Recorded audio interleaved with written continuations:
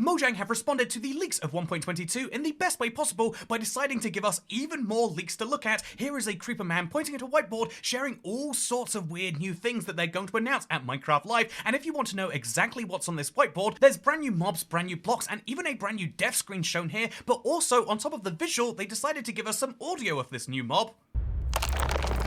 Oh, and as if the weird horror hints for 1.22 weren't crazy enough, today also has a brand new snapshot out, and it makes some huge lore changes to how maps work, and I think that's incredibly interesting, but it'll have to come after we talk about what is coming at Minecraft Live, because they did just announce something huge. And before we go into it, I want to quickly remind you to subscribe to this channel if you want to stay up to date with the latest factual Minecraft news. I try to give you the sources for what we're talking about, and the source for this is a brand new video Minecraft posted to their own YouTube channel. Sorry everyone, I've just been so busy with filming for Minecraft Live in a new package. In it, they talk about the format of the show and how they're going to be going through some game drops for Minecraft, that's what they're calling updates, but they also talk about what I think is the most exciting part of the show. Plus, stick around for the after show, where we'll dig deeper into the best bits from the broadcast and play some of the new content for the very first time. I'm incredibly excited, it's happening on Saturday, but as they go into the outro of this video, they cut it off to have this intriguing segment. Okay, this is the one room I haven't been allowed into, but a quick peek never hurt anybody.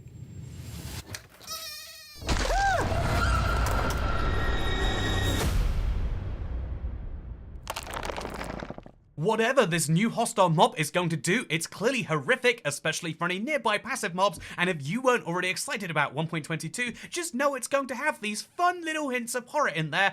This is something that Mojang have clarified they wanted to do, specifically King B Dogs, who as we all know worked on the Warden. He did say that he wanted to work on a kind of site-based version of that, and if that wasn't an interesting enough idea by itself, backed up by concept art by the way, then maybe what you'll find even more interesting is going into this image from Minecraft themselves with the caption, "Time to wildly speculate." It makes me think it's a reference to the leaks by it's basically getting out ahead of them by actually showing us even more than those leaks suggested, because as we can see, there's loads of wood types here, some of them with X's through, some of them without. There's loads of random things written on pieces of paper, and also there's a little drawing here and there's a def screen here. That def screen we can actually zoom into and basically enhance, because they posted this by itself on their Instagram. Yeah, I know, I have to stalk Minecraft on all the social media. It makes me the crazy person in the creeper head pointing at the whiteboard, but hopefully it gives you valuable information, because as you can see looking at this, it is in fact a new def screen, and it's clearly dyed by a brand new mob, and that's incredibly exciting by itself. So we can see what the def screen looks like, but also we can see the brand's new biome right behind it. So I think that I thought at first, like, okay, this confirms it's an overworld biome, because you can see there's clearly some grass right next to it, and I think that is probably true. If you were expecting an end update, I think wherever this new biome is with this new mob clearly is not going to be precisely there. But I do think if we then take a closer look back at the crazy Minecraft image, you can see that actually this new biome is going to be probably somewhere in the dark. That's a bold claim, I know, but it will be backed up not just by this very dark image over here, but also by the fact that if we take a look at the woods on this screen, you can see that most of the woods have X's through them. That's acacia, mangrove, oak or dark oak, and then also a crimson wood. None of these woods are going to be in the biome, clearly, but instead there's going to be a white wood, which isn't crossed out. This white wood is then going to have a specific plank design they're sharing for the first time, as well as a specific leaf design, so that's exciting. There's going to be a brand new biome this hostile mob's going to spawn in. We clearly have confirmation of that if we didn't already have it before, but also that brand new biome is probably going to be in the dark. Part of this can be explained by the fact that, yeah, white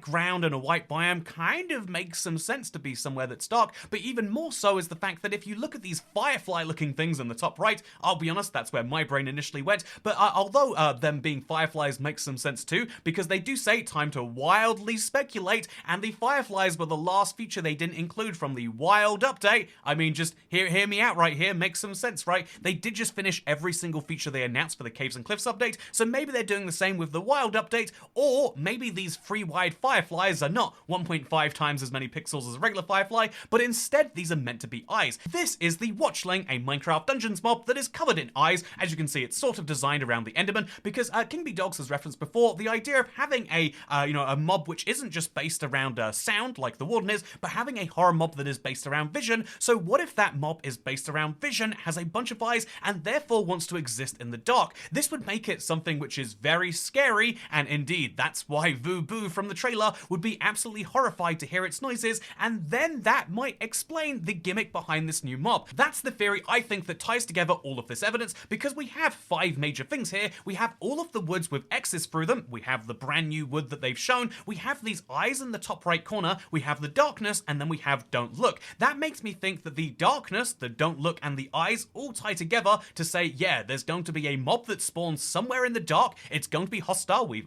heard what it can do to other mobs.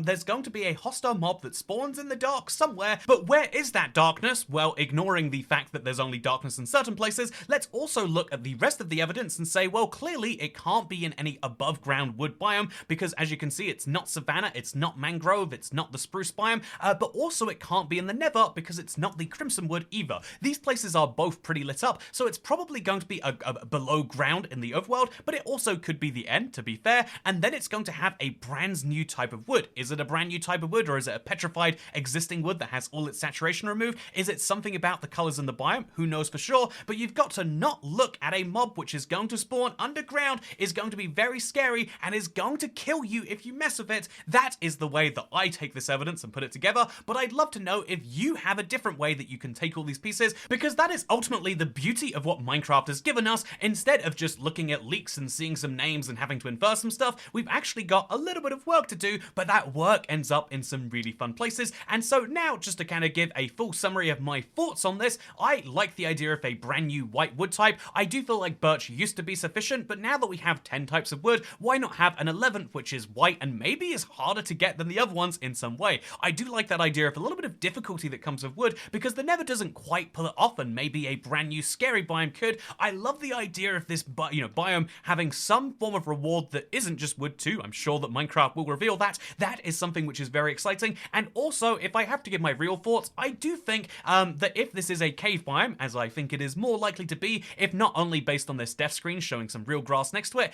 if this is a cave biome, or indeed if it's anything like that you'll find underground, I would love that, because I just think that 4 biomes was never enough for a cave update. A lot of people ask Toycat, now that you got your cave update, what are you going to ask for next? And I always have to say, I want another cave update. I think we were robbed. We had 2 underground biomes, and then we got the 3rd in the form of the Deep Dark with 1.19, but that's not enough. That doesn't make the underground feel alive. It just makes it feel slightly more varied. I love the brand new things we get down there, and the caves are beautiful, but in terms of biomes, there is so much space to expand, and I hope that's where Minecraft takes things. Speaking of expanding, have you ever done that to a map in Minecraft? If you have, then clearly you're not a Mojang employee who works on the Bedrock version of the game, because as you might already know, they removed one of the most valuable features of maps telling you which corner of the map you were on and which direction you were facing, because parity, actually it seems as though they didn't even know they made this change. It's not listed on any of the changelogs, but that's a rant for another day. For now, it's just worth mentioning they've changed the maps on the Java edition too. By the way, a brand new snapshot and a brand new preview came out today. The long story short of it is they've made the bundles go out of experimental. That's weird. It looks like they're planning to release them in 1.20, 1.40, a bundles update. I wonder what they could call that drop. The point here is it's leaked that it's bundles and bravery because it's coming with hardcore, it looks like. But yeah, they haven't mentioned that hardcore is de-experimentified yet. It looks like we'll be learning about that at Minecraft Live, if at all. Although, most likely that. The bundles of bravery drop is looking really, really fun in my opinion. But also in the Java snapshot in particular, in addition to these little changes, in addition to the data-driven stuff they're working on, they also made a very intriguing little change in my opinion, and that is to the fact that Minecraft maps will no longer show the position of other players if they are wearing a carved pumpkin on their head. This is a simple enough change on the surface of it. Allow me to demonstrate with a map right here, even though it won't necessarily be visible because of the fact that I am myself. Imagine that you have a locator map. You'll be able to see all of the players who are on the map with various little tags like this, but if those players want to be invisible from your maps because they want to stay hidden, they can put a carved pumpkin on their head. This is really interesting on the surface. It's it seems like a good counterplay measure by itself, but it has really intriguing lore implications, which basically means that the locator map doesn't just know where people are, it knows where people are based on their faces, or based on whether they choose to hide. This is something which I just think is incredibly intriguing, and maybe you do agree. Speaking of things you might agree with, if you've enjoyed this video and you enjoy the fact that we cover the differences between Bedrock and Java Minecraft, maybe you'll know about the Big Salmon, which is soon to be coming to the Java version of Minecraft. Very, very sad, I know. It won't have the big bones, but it's one of Bedrock's best features. To celebrate this moment, or to take advantage of the last little time where Big Salmon is a Bedrock feature, I made a fun version of the Toy Cat that is holding a Big Salmon, and if you'd like, you have just 4 days now to get your hands on one. If we have 200 of them made,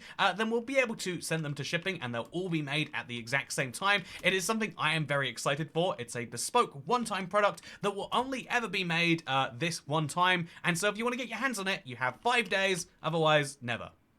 That's a bit dramatic, but it's true. Speaking of things that are dramatic, 4 days and 20 hours actually. So, you know, I'm actually under dramatic. Speaking of things I'm under dramatic about, I hope you enjoyed this video. I hope that Mojang decides to fix maps, not just on the lore level, which I think is an interesting one as to what it actually means to have maps, but I hope that while you're outside the bounds of the map, you can keep your arrow rather than having this weird blob. I think that would be much better, and I hope that they add this to Java and indeed fix it on Bedrock. And I also hope that if you watch this video, you have a wonderful day and that you're enjoying the news week, because I am so looking forward to Saturday, but I look forward to seeing you there.